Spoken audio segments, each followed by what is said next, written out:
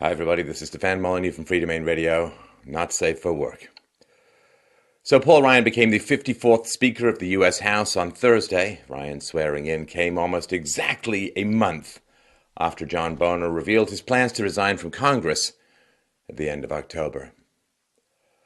Boehner's position as Speaker of the House was being threatened via a floor vote as Conservatives were enraged that he refused to use the upcoming reality of the federal government reaching the debt ceiling limit as political leverage to fight for the defunding of Planned Parenthood.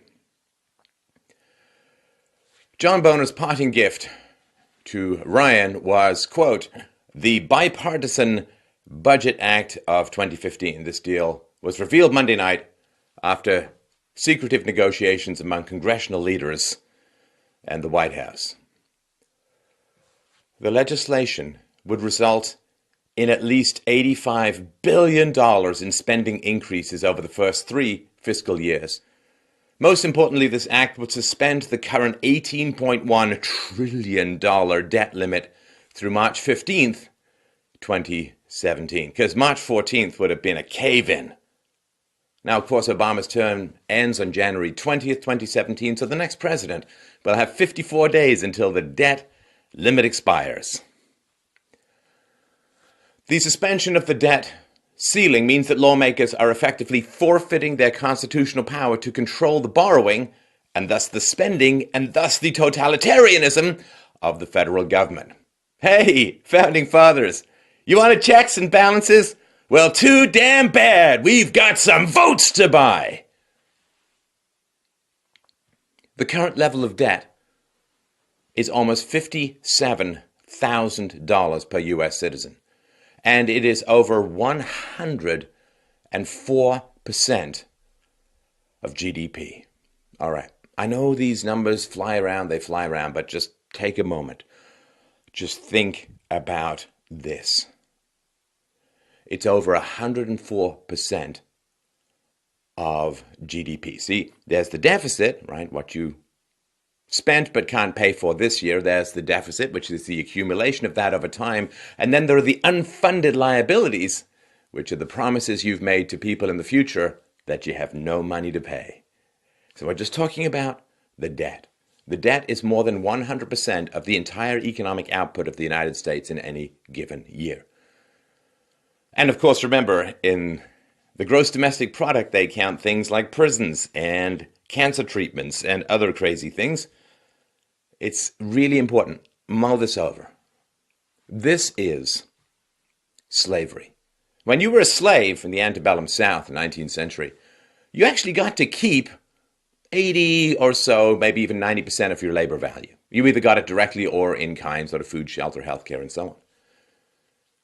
80 to 90% of your labor was consumed by you in slavery. Now we have 100% of the entire economic output in debt. You understand? You have been sold to bankers. You are indistinguishable from a slave. Debt is a form of slavery. And it has taken 150 years for the United States to wage a war that killed 600,000 people with the goal of ending slavery to return to slavery. The fact that you get to choose your own job is not the fundamental aspect of slavery.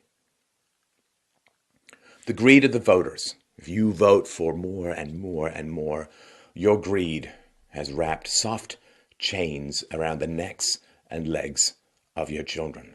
I mean, I gotta ask.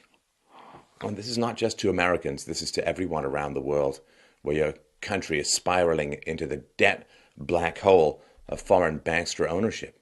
Do you care? Do you care? Well, what happened to us actually caring about the future of our children? Have we completely given up on that? Do we assume they're going to be abducted by space aliens and we're treating them as if they were somehow handed to us in test tubes and we have nothing to do with them? Do we care? This is the deal. This is the intergenerational deal. Your forefathers fought and bled and died for your freedoms. And you have one job, and one job only. And that is to take those freedoms, hopefully enhance them, but at least don't degrade them, and pass them along to your children. You know, people say, oh, we don't inherit the environment from our ancestors, we borrow it from our children. Well, don't you understand? If we don't have economic freedom, we don't have freedom. A lack of economic freedom is slavery. There's no other fundamental definition. Have we given up caring about the future? Have we given up caring about our children? Have we lost our hearts as well as our minds? We have one job in this world. And right now, it's not even that difficult a job, at least compared to times past. We must preserve and extend our liberties. In the past, you had to write and pass around samizdat and hope that the rulers did not catch you and throw you in a gulag or burn you in a funeral pyre or lock you in a dungeon or exile you to Siberia. Now, the protection and extension of freedom, which is the protection and extension of reason and evidence, has never been easier. In the past, you had to scroll in the dark and pass under covers and hope that you wouldn't get caught. The hobnail boots at 4 o'clock in the morning kicking in your doors. But now, you can whisper, and the world can hear everywhere, forever. Now, you don't need a newspaper. You don't need a television station. You don't need to be pretty. You don't need makeup. Hell, you don't even need great hair. All you need is a mic, the truth, and the will to speak it. We have no excuses left in the passionate defense of all the liberties that make life worth living for anyone with half a brain. This betrayal of people who are desperate to regain some lost liberties is the fundamental reason behind Donald Trump, but people don't understand this as a whole. Donald Trump is small government advocate's murder weapon against the Republican Party. He is not an alternative. He is the enemy of all that is established, at least in the eyes of those who wish to regain some freedoms. He is the wrecking ball used to bring down the false cathedral of lies known as the GOP. The Medicare prescription drug legislation, passed in 2003, signed by Bush, added $22 trillion to the unfunded liabilities of the United States. That's not exactly Jeffersonian small government. Interest on the debt alone in America is over $526 billion per year, or $16,692 per second. That's like achieving the escape velocity from reality.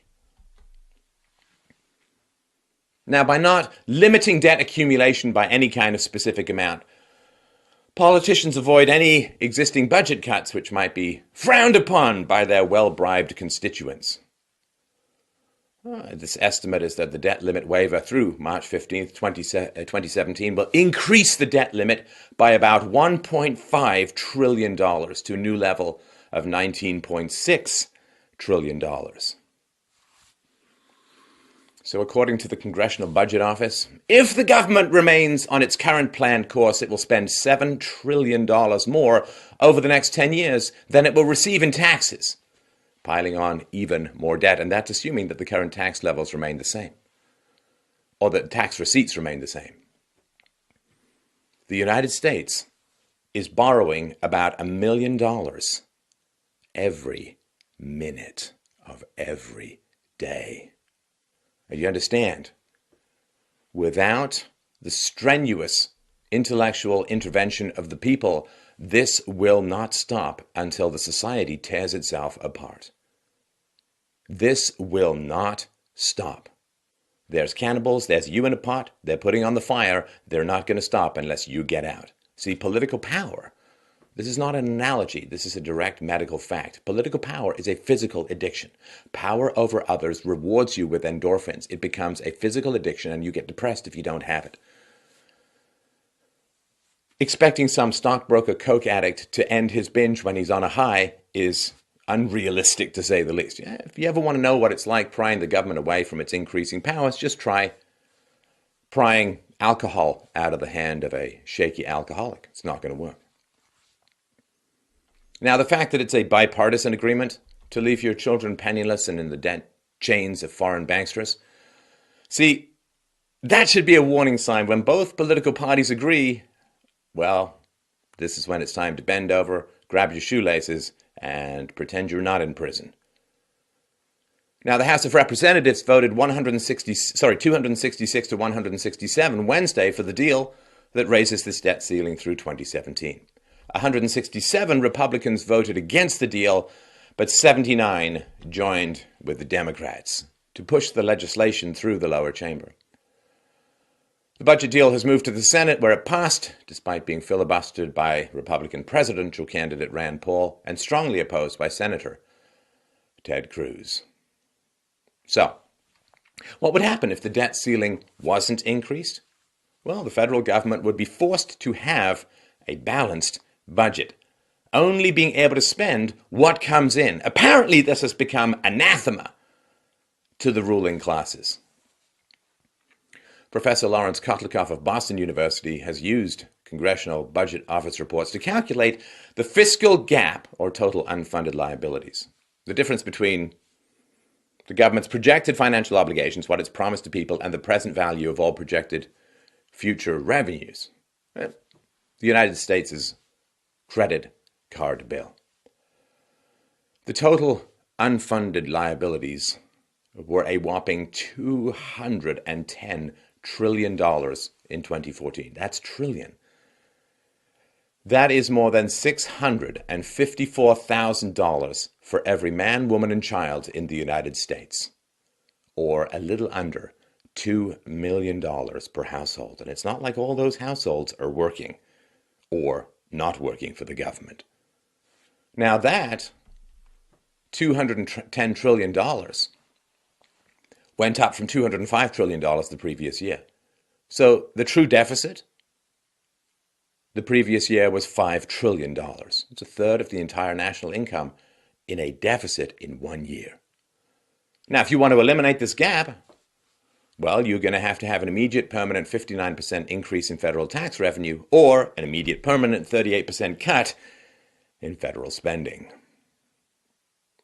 Now, I have a graduate degree in history, so I know a little bit whereof I speak when I talk about debt as the soft slayer of civilization.